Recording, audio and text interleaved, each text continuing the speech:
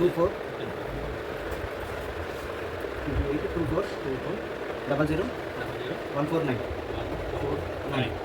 Okay, ఇప్పుడు ID రాసిండ్రు. ఓకేనా, good. పుట్టినరోజు నువ్వు క్యాప్చర్ 2 టీ తర్వాత సైన్. ఇప్పుడు ఆ మేడం దాంట్లోకి గీతా మేడం దాంట్లోకి ఎంటర్ అవుతాం. ఇక్కడ కొడితే ఆటోమేటిక్గా ఈ 3 నే చూపెట్టు వెళ్ళాలి. 3 ఏళ్ళకి వెళ్ళాలి. 3 ఏళ్ళకి వెళ్ళిన తర్వాత ఇంతకుముందు మనం మామూలుగా డైరెక్ట్ మనం ఆధార్ కార్డ్తో చేసినాం సార్. ఇప్పుడు ఏం చేస్తున్నాము, మాన్యువల్గా చేస్తాను. మాన్యువల్గా చేయడం ఎలా అనేది ఇప్పుడు చేద్దాం. ఓకే, అంటే 3 ఏళ్ళకి వెళ్ళి చేయాలి మాన్యువల్ అంటే. 2 3 4 5 ఇక్కడ సబ్మిట్ క్లియర్ వస్తుంది. సబ్మిట్ కొట్టేస్తే సరిపోతుంది. మనం ఎంటర్ అవుతుంది. సెల్ఫ్ యూజ్ కావాలంటే ఆధార్ కార్డు నెంబర్ 0940. ఓకేనా, అది ఒకసారి మరొకసారి వెరిఫై చేసుకుంటే మనకు సరిపోతుంది. రెడ్ మార్క్ లేని వాటికి మనకి ఏది అవసరం లేదు. కంపల్సరీ అక్కడ రెడ్ మార్క్ ఉంటేనే అది కంపల్సరీ మనం ఫిల్ చేయాల్సి ఉంటుంది అంతే. ఓకేనా, తీసుకున్నాం పాన్ కార్డు ఆటోమేటిక్గా అదే తీసుకున్నాం.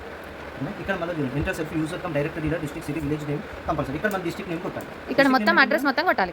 ఇప్పుడు అడ్రస్ మొత్తం అంటే voter ID card, passport, driving licence ఏదైనా ఉంది. ఓటర్ ఐడి కార్డు ఉందా లేదు, పాస్పోర్ట్ లేదు, ఆధార్ కార్డు లేదు. ఆధార్ కార్డు పెట్టిన తర్వాత ఎంటర్ ఆధార్ నెంబర్. ఇప్పుడు ఆధార్ నెంబర్ ఇక్కడ ఉంది కదా, అది ఆధార్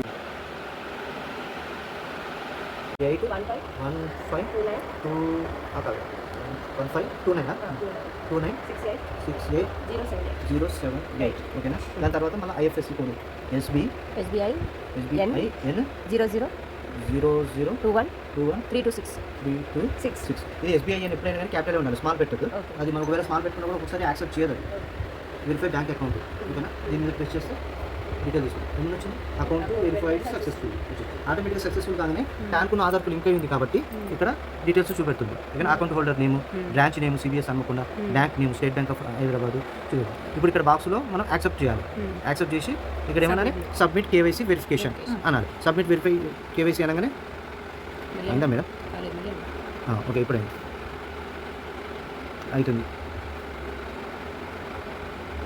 కింది కనాలం. ఓకే, కొంచెం టైం తీసుకుంటారు. Got it, congratulation. Got it అంటే మళ్ళీ మనకు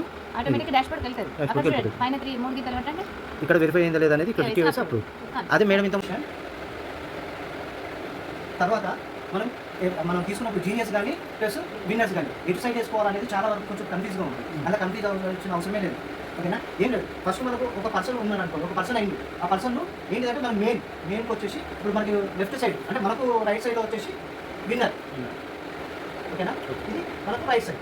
ఓకేనా, ఇటు సైడ్ జీనియస్, ఇది లెఫ్ట్ సైడ్. అంతే, రైట్ లెఫ్ట్. మనకు రైట్లో విన్నర్, లెఫ్ట్లో వచ్చేసి జీనియస్. ఓకే, ఇక్కడ అయిపోయింది. ఓకే, ఇది మనం గుర్తుపెట్టుకుంటే ఇది ఫస్ట్ స్టెప్ అనుకోండి. ఇది మనం గుర్తుపెట్టుకుంటే సరిపోతుంది. ఓకేనా, నెక్స్ట్ మనం చేయాల్సింది ఇప్పుడు మనకు ఐడి వచ్చింది, మనం బిజినెస్ చేస్తున్నాం. ఒక 1 వీక్ తర్వాత ఒక పర్సన్ అయింది. ఓకేనా, ఆ పర్సన్ అయినప్పుడు ఆ పర్సన్ మనం మ్యాక్సిమం ఫస్ట్ టైం ఎప్పుడైనా కానీ రైట్ సైడ్ వేసుకోవాలి. ఓకేనా, సపోజ్ ఏదో ఒక పేరు. ఓకేనా,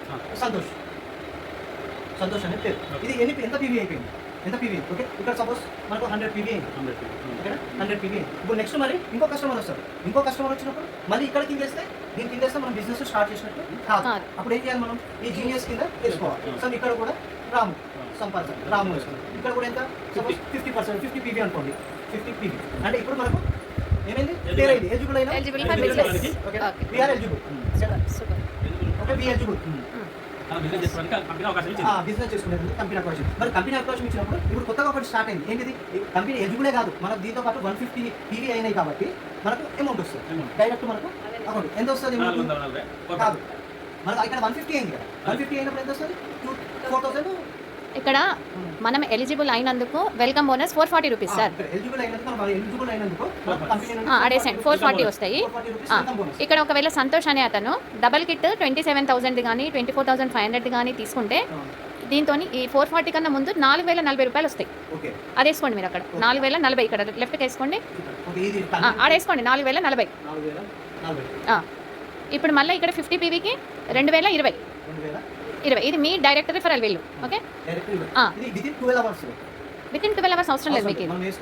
100 PV అనేది మీరు మీకోసం మీరు కొనుక్కున్న తర్వాత అదే రోజు కొనుక్కోవచ్చు, వాళ్ళు నెక్స్ట్ డే కొనుక్కోవచ్చు. ఎప్పుడైనా కానీ ఈ పాత పద్ధతి ప్రకారం అయితేనేమో 150 PV కంప్లీట్ అయిన తర్వాతనే 440 రూపీస్ అనేది వచ్చేది. కానీ ఇప్పుడు కొత్త వాళ్ళకు కూడా మంచి ఎంకరేజ్మెంట్ ఉండాలనే ఉద్దేశంతో వెంటనే మీ రిఫరల్తోని ఎవరైతే తీసుకుంటారో యాడ్ ఆన్ ప్రొడక్ట్స్ తీసుకుంటే కనుక డబల్ కిట్ అయితేనేమో 4,040 వస్తాయి, సింగిల్ కిట్ అయితే కనుక 2,020 వస్తాయి. వాటితో పాటు మీకు రైట్ లెఫ్ట్ 150 PV కంప్లీట్ అయింది కాబట్టి 440 రూపీస్ వెల్కమ్ బోనస్ కూడా వస్తుంది అన్నమాట. అప్పుడు మనం ఎలిజిబుల్ ఫర్ బిజినెస్ అట్లా. ఓకే,